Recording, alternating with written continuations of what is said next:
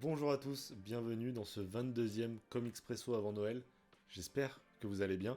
Aujourd'hui, on se retrouve pour une petite vidéo, mais sur un gros comics. Hier, je vous parlais d'un comics qui avait fait l'objet d'un featuring sur la chaîne. Aujourd'hui, le comics dont je vais vous parler a également fait l'objet d'un featuring, mais pas sur ma chaîne. Sur ma chaîne, en réalité, je vous en ai encore jamais parlé. Et ce comics, je vais pas beaucoup le manipuler, parce qu'il pèse son poids évidemment. Je vous parle aujourd'hui de Ultimate Spider-Man. Encore une fois, je vais vous faire un avis assez bref sur ce comics. Évidemment qu'il mérite une vidéo bien plus longue que vous retrouvez donc sur la chaîne d'Ingé Comics. Alors qu'est-ce que Ultimate Spider-Man? Ce comics Spider-Man vendu comme la porte d'entrée idéale de l'univers Marvel. Ultimate Spider-Man, ça part d'une idée de Marvel dans les années 2000 de redynamiser leur personnage et surtout de le faire découvrir à de nouveaux lecteurs. Pour ça, ils font appel à Brian Michael Bendis ainsi qu'à Mark Bagley pour, écoutez, concevoir ce nouveau Spider-Man. L'univers Ultimate que vous pouvez retrouver chez les Avengers, chez les X-Men ou chez Spider-Man, c'est un monde parallèle en fait à la Terre 616 dans lequel, écoutez, les histoires sont un peu différentes. Les personnages sont différents, leurs histoires sont différentes, leurs designs sont différents, et en fait on va revisiter le temps d'une série, tout ce qui a été fait sur Spider-Man depuis sa création, mais dans une Terre parallèle où les choses sont un peu différentes. Et comme je vous l'ai dit, c'est vendu comme une porte d'entrée pour les nouveaux lecteurs qui voudraient s'intéresser à Spider-Man, notamment de jeunes lecteurs. Donc, on a une lecture bien plus light, où les personnages sont beaucoup moins profonds, leurs origines sont assez vite expédiées, mais en fait, c'est vraiment du popcorn. C'est fait pour ça, c'est fait pour que on n'ait pas trop à réfléchir quand même. Et du coup, c'est une lecture, juste un bon moment cappuccino, quoi. C'est vraiment, t'es détendu en lisant ça, si tu prends pas l'omnibus. Mais je reviendrai dessus.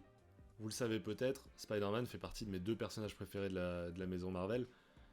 Et c'est un bonheur de le retrouver là-dedans, parce que le gros problème des comics, et des comics Spider-Man aussi, c'est que c'est difficile de trouver la porte d'entrée.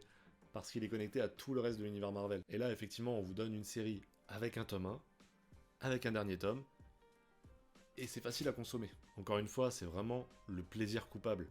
Vous n'allez pas lire le meilleur récit de Spider-Man selon moi, il y en a des bien plus profonds, qui s'intéressent bien plus à la psychologie du personnage. Là, c'est vraiment... Voilà, c'est chill, hein. Là, faut vraiment pas se prendre la tête, c'est un peu comme ce que je dis sur les Tortues Ninja. Foncez, prenez du plaisir, et n'allez pas chercher plus que ça, quoi. Maintenant que vous avez compris qu'au niveau du scénario, vraiment je m'y retrouve, et vraiment je prends mon pied en lisant ça, revenons sur les deux points les plus négatifs de cette lecture pour moi. En commençant par le format. Quand j'ai commencé le monde des comics, on me parlait d'un format mythique, légendaire, qui était incroyable, que sont les omnibus.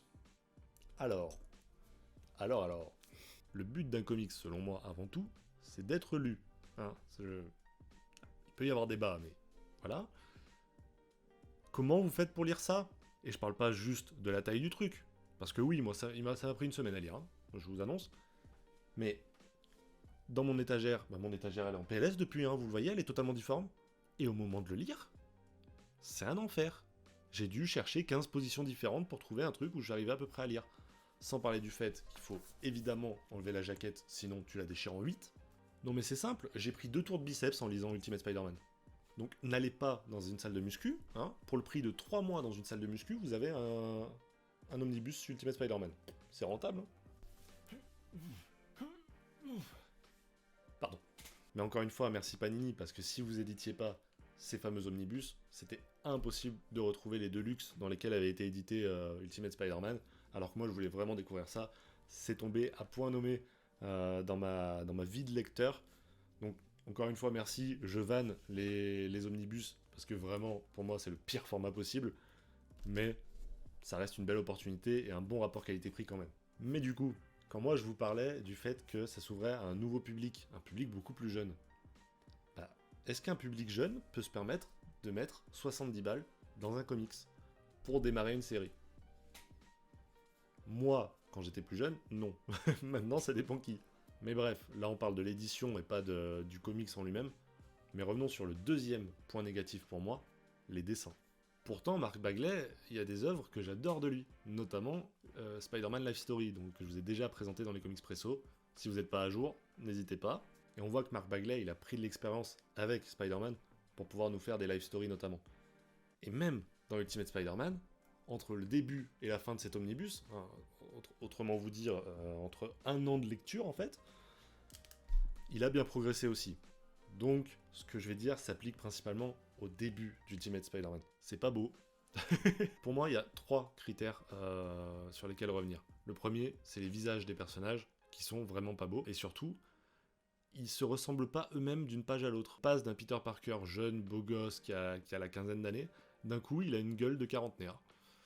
Tu sais pas pourquoi, j'avais l'impression que c'était Oncle Ben sur la page, c'est simple. Deuxième chose, et qui pour moi est une des choses les plus importantes quand on dessine du Spider-Man, c'est que je veux qu'il soit beaucoup plus aérien, beaucoup plus voltigeur.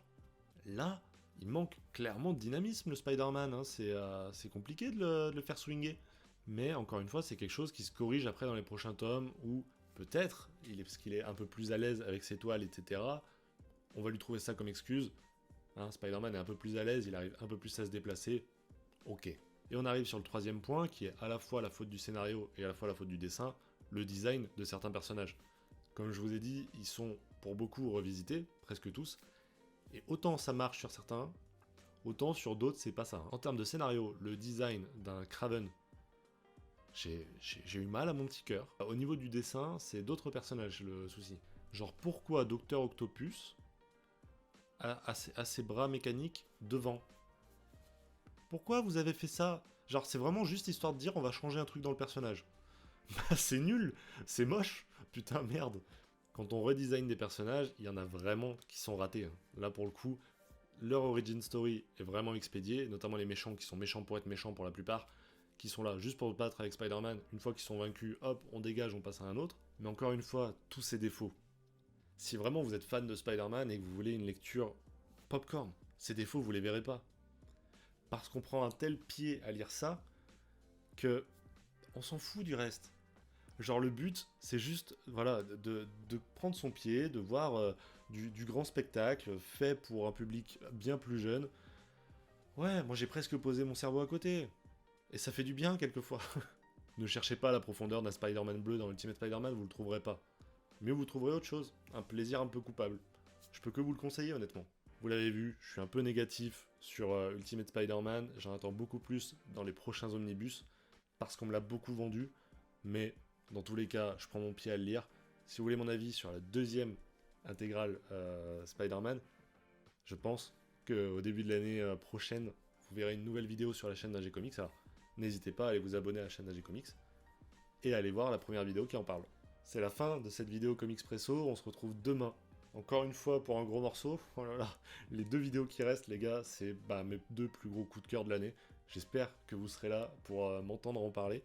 D'ici là, passez une bonne journée, nous on se retrouve demain pour un nouvel épisode de Comics Presso, encore une fois, à 9h sur la chaîne. Ciao tout le monde!